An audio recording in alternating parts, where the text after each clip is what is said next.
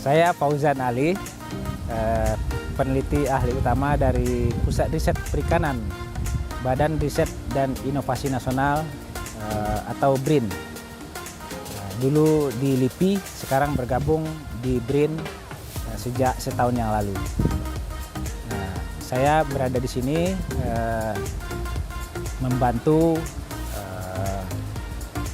PT Nanotech Indonesia Global dalam mengimplementasikan teknologi yang bisa bermanfaat di bidang perikanan, yaitu teknologi nanobubble.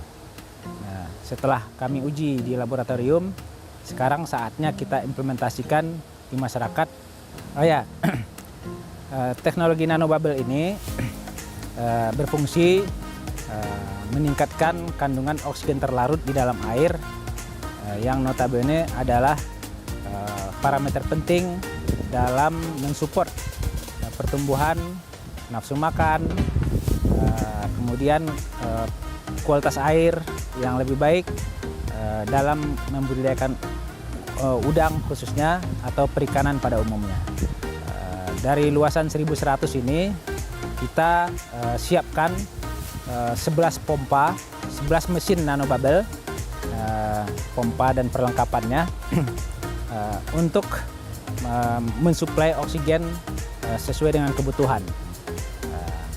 Walaupun kita siapkan 11 mesin, tapi sesuai kebutuhannya di awal penebaran itu mesin hanya berfungsi 4.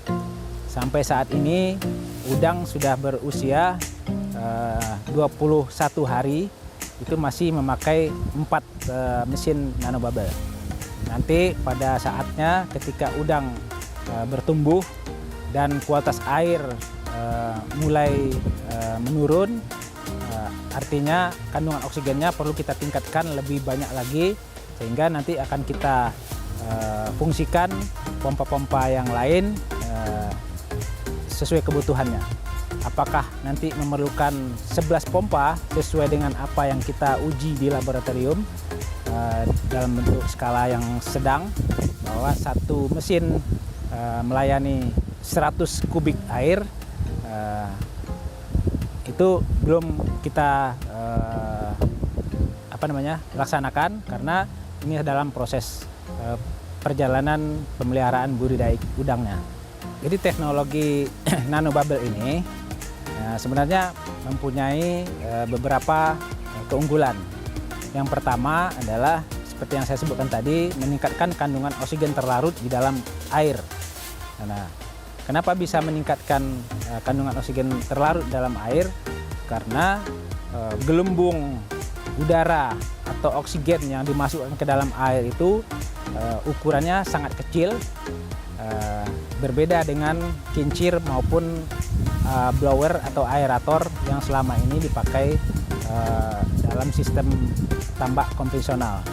Jadi makin kecil ukuran gelembung oksigen atau udaranya, itu makin banyak kemungkinan bersentuhannya di dalam air, yang membuat difusi oksigen ke dalam air makin tinggi. Itu yang pertama. Nah, sebagai perbandingan, oksigen yang biasanya dihasilkan dengan menggunakan kincir di siang hari itu hanya sekitar 6-8 ppm. Dengan teknologi nanobubble ini bisa sampai 14 atau 15 ppm.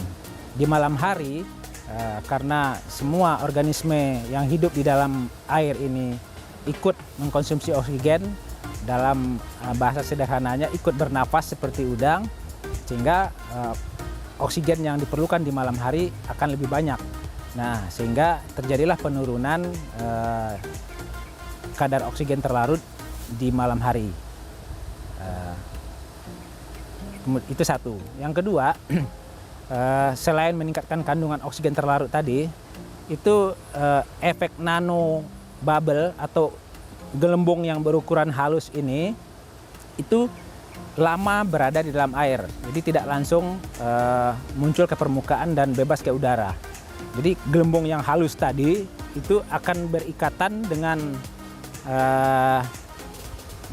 molekul-molekul bahan organik yang ada di dalam air seperti kotoran udangnya ataupun sisa-sisa pakan yang tidak termakan terkonsumsi oleh udang itu akan menempel satu sama lain dengan gelembung-gelembung ini sehingga terangkat ke permukaan. Seperti kita lihat di kolam ini, sebelah kiri saya ini seperti kotoran yang mengambang.